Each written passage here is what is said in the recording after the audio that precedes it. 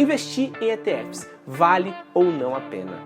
Com certeza, se você caiu nesse vídeo, é porque você considera ter esse tipo de ativo na sua carteira. E é para isso que eu estou aqui. Então, se você ainda não me conhece, meu nome é Júlio César, seja muito bem-vindo a esse canal de investimentos. E antes da gente começar rapidamente, gostaria de te pedir que se inscreva aqui no canal, você me ajuda bastante fazendo isso, né? Ativa também o sininho ali para você não perder nenhuma das notificações toda vez que eu colocar um vídeo novo no ar. E também compartilhe o vídeo, se você puder, para pessoas que você acredita que vão se beneficiar desse conteúdo, pessoas que estejam procurando o tema investimentos, estejam procurando melhorar os seus aportes, suas aplicações, tá certo? Bom, antes da gente começar a falar sobre isso, eu gostaria de falar sobre duas coisinhas que eu acho importantes. A primeira é sobre os fundos, as diferenças entre fundos ativos e fundos passivos.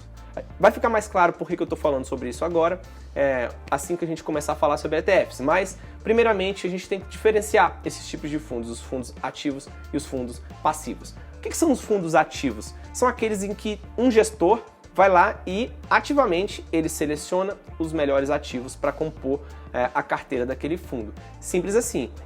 Então existe um gestor que faz ativamente a seleção dos ativos. E só para dar um exemplo, você tem vários fundos mútuos, né? Os fundos multimercados, fundos de ações, enfim, vários fundos tem ali um gestor, né, que obviamente cobra uma taxa para fazer esse tipo de seleção, né, e ele vai e seleciona os ativos que ele acredita que vão ser melhores para compor aquela carteira. E tem ainda os fundos passivos, que são fundos cuja carteira replica ou acompanha um determinado índice de mercado, como por exemplo o Ibovespa, que é o índice das maiores ações, das maiores empresas da Bolsa Brasileira, ou o S&P 500, que é o índice das 500 maiores empresas da Bolsa Norte-Americana.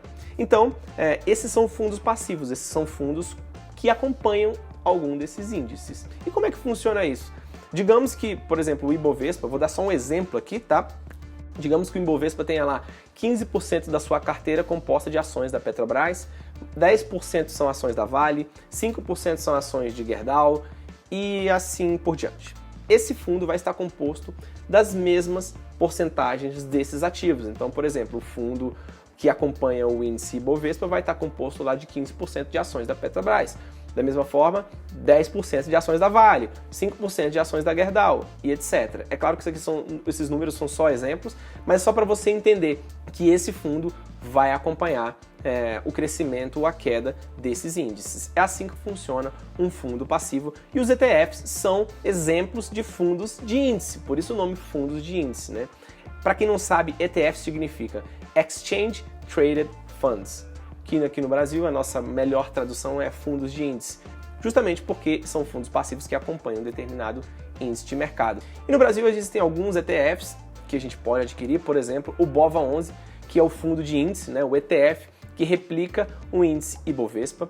Temos aí o IVVB11, que é o ETF que replica o índice S&P 500, ou seja, quando você investe no IVVB11, você está replicando a carteira teórica de ativos lá dos Estados Unidos, do índice S&P 500. Então, é uma forma aí, talvez, de você investir em ativos atrelados em dólar, mas aqui do Brasil. Então, é basicamente isso que são os ETFs, é isso que são também os fundos ativos e fundos passivos. Bom, outra coisa importante da gente falar, antes da gente entrar no mérito de se vale a pena ou se não vale a pena investir em ETFs, é falar sobre a diferença entre fundos fechados e fundos abertos. Rapidamente, fundos abertos são aqueles fundos que estão abertos para captação de recursos e que depois que você, por exemplo, aporta o seu dinheiro naquele fundo, ele vai, né, o gestor vai pegar o seu dinheiro e vai fazer a aplicação em algum ativo para compor, né, para aumentar ali a carteira, o portfólio do fundo. Um fundo fechado já é um fundo que está fechado para captação, ou seja, você não consegue investir diretamente, o seu dinheiro não entra efetivamente no fundo porque o fundo está fechado para captação. Então, você precisa, se você quiser adquirir cotas desse fundo, você precisa negociar as cotas no mercado, na Bolsa de Valores. E você vai comprar, né, cotas desse fundo de alguém que já tenha cotas. E aí, eventualmente, esse fundo pode ou não fazer novas captações, fazer novas aberturas, mas eles são considerados fundos fechados porque as suas cotas estão fechadas para captação. No caso dos ETFs, eles são fundos fechados. Os ETFs não são fundos que você consegue investir e eles estão abertos para captação em qualquer momento. Os ETFs são fundos fechados E eu acho que essa importância, essa diferença é muito importante da gente falar aqui. Mas então, e aí, Júlio, vale a pena ou não vale a pena a gente investir nos ETFs? Para a gente responder essa pergunta, primeiramente eu quero falar das vantagens de se investir nos fundos, depois eu falo das desvantagens e aí a gente fecha falando para consolidar aqui o raciocínio.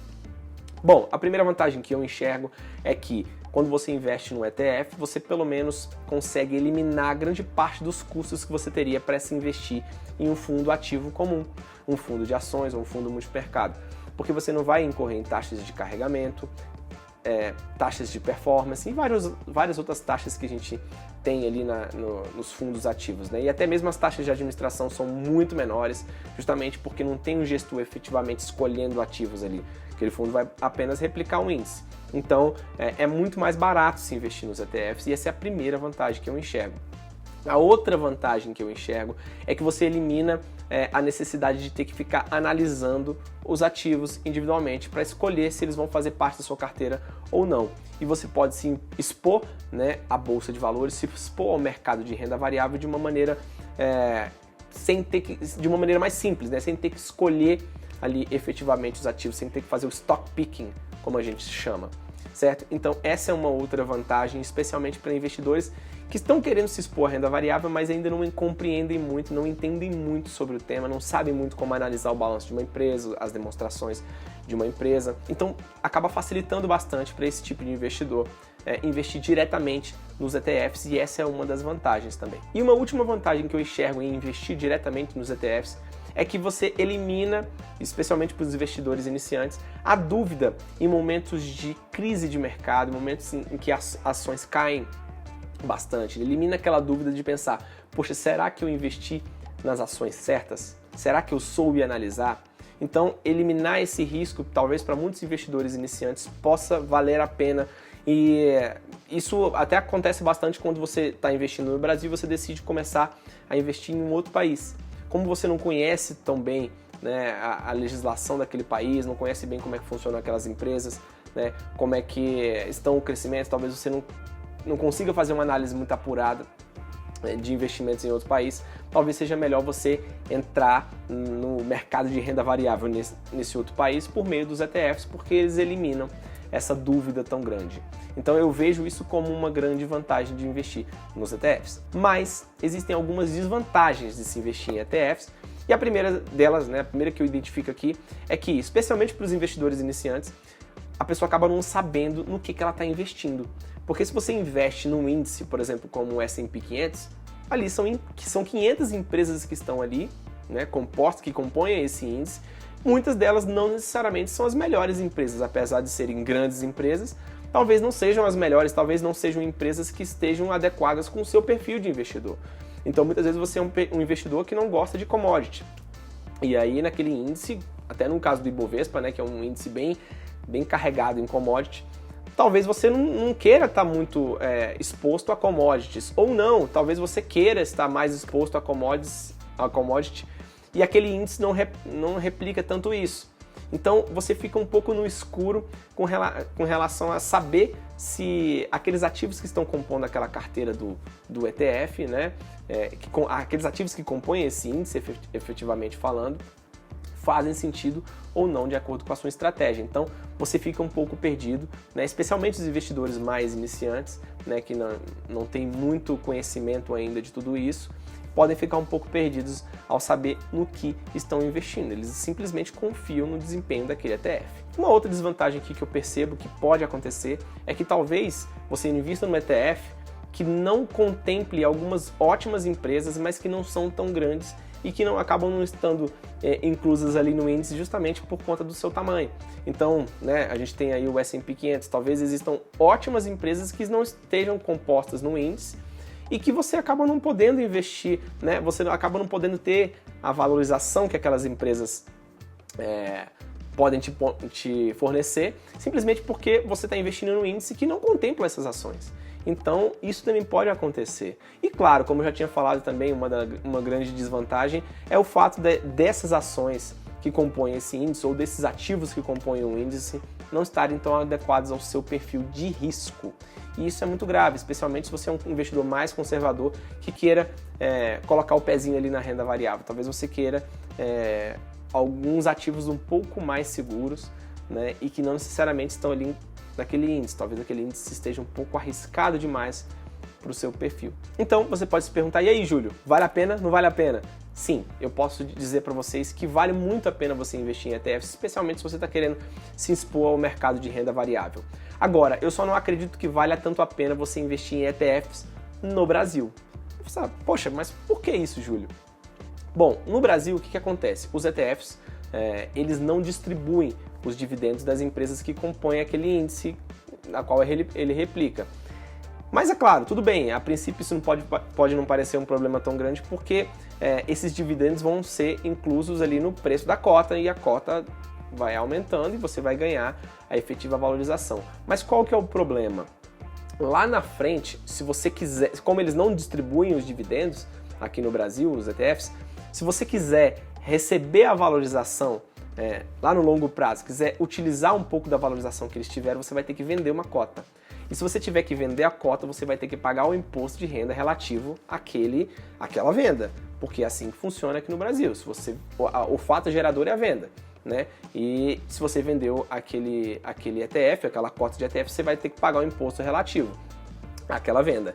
E aí o que acontece? Como os dividendos ao longo de todos esses anos foram sendo inclusos no preço, no preço da cota, você vai ter que pagar imposto sobre os dividendos, nem que seja lá no longo prazo. E isso é um grande problema, porque nós queremos evitar o pagamento de imposto o máximo possível, especialmente investidor de longo prazo.